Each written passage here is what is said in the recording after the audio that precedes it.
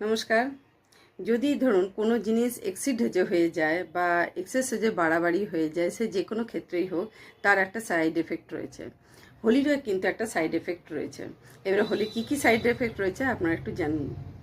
প্রথম হচ্ছে কনসেন্ট। কারোর কনসেন্ট ছাড়া আপনারা কেউ যদি কাউকে হোলি দেন, রং মাখান, বেলুন ছোড়াছুড়ি করেন, তাহলে সেক্ষেত্রে কিন্তু এটা একটা ক্রিমিনাল অফেন্স হিসেবে মানা হবে।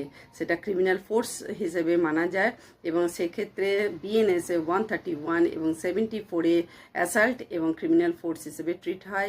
সেখানে আপনার একটা পানিশমেন্ট রয়েছে।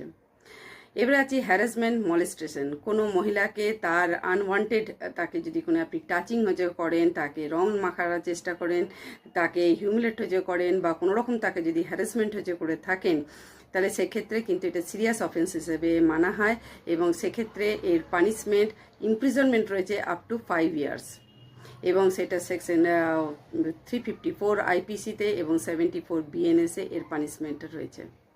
এবারে আসি পাবলিক নিউসেন্স এবং পাবলিক প্রপার্টি। পাবলিক নিউসেন্সটা প্রত্যেকের থাকা খুবই দরকার। খেলায় মাতোয়ারা হয়ে যদি কেউ পাবলিক প্রপার্টি ড্যামেজ করার চেষ্টা করে, কোনো গাড়ি ভেঙে দেয় বা অন্যরকম কোনো কিছু দুর্ব্যবহার করে, তাহলে সেক্ষেত্রেও কিন্তু 285-এ তার পানিশমেন্ট রয়েছে।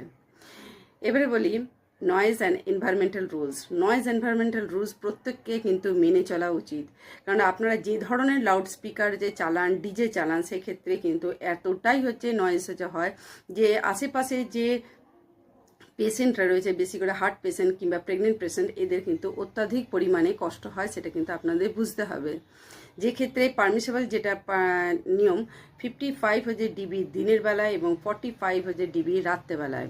এবং এটা জানবেন যে রাত্রি 10টা থেকে সকাল 6টা পর্যন্ত কোনো রকম কোনো লাউড স্পিকার চালানো যাবে না। এছাড়া যে রেস্ট্রিক্টেড এরিয়া রয়েছে, যেমন ধরুন স্কুল, হসপিটাল এবং কোর্টের এই 100 মিটারের মধ্যে কোনো রকম কিন্তু এই লাউড স্পিকার বানানো চলবে না। এবং ওভার ড্রিঙ্ক করে বা পাবলিক জায়গায় কোনো রকম কোনো নিউসেন্স কাজ করা বা কাউকে কোনো রকম অ্যাক্টিভিটি এমন কিছু না করা যেখানে কিন্তু আপনার ক্ষতি হতে পারে, আপনার এখানে পানিশেবল ব্যাপারটা থাকতে পারে। এই যে আপনারা সবাই বলেন যে বুড়ানা মানে হোলি হয়, কিন্তু এই বুড়ানা মানে হোলি হয় কথাটা ঠিক, কিন্তু এটা কিন্তু কোনো লিগ্যাল ডিফেন্স নয় যে এই কথাটা বলে যা খুশি তাই করবেন। মানুষ রাস্তায় চলছে বা বাইরে রয়েছে, তাকে হ্যারেস করবেন। সেক্ষেত্রে যদি আপনি এই ধরনের লিমিট ক্রস করে যায়, তাহলে তার একটা যে সাইড এফেক্ট আছে সেটাও কিন্তু আপনাকে ভুগতে হবে।